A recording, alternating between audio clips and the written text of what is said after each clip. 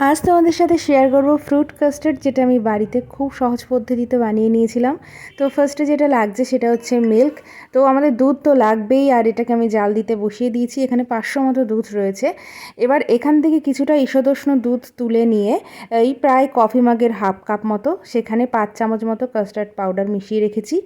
আর দেখো ফলগুলো কেটে নিয়েছি, যেমন এখানে আম নিয়েছি, কিছু ড্রাই ফ্রুটস আছে, এখানে আলমন্ড, কাজু, কিশমিশ, এখানে খেজুর আছে, রয়েছে আপেল, এছাড়াও রয়েছে একটু কলা, রয়েছে চেরি, মানে যে কোনো মিষ্টি জাতীয় ফল তোমরা দেবে। সবেদাও কিন্তু অ্যাড করতে পারো, এছাড়া বেদানা এগুলোও অ্যাড করা যায়। তো দুধটা যখন জাল দিয়ে বেশ খানিকটা ঘন হয়ে আসবে তখন নামিয়ে ঠান্ডা করে এই ফলগুলোকে অ্যাড করতে হবে। আমি এখানে আমুল দুধ দিয়েছি, এটা অপশনাল, ঘরে ছিল তাই। তো এবার এটাকে যেটা করতে হবে, ফ্রিজে রেখে দিতে হবে প্রায় 2 থেকে 3 ঘন্টা, মিনিমাম 3 ঘন্টা রাখলেই ভালো হয়, কারণ এই ব্যাপারটা ঠান্ডা ঠান্ডা খেতে দারুণ লাগে।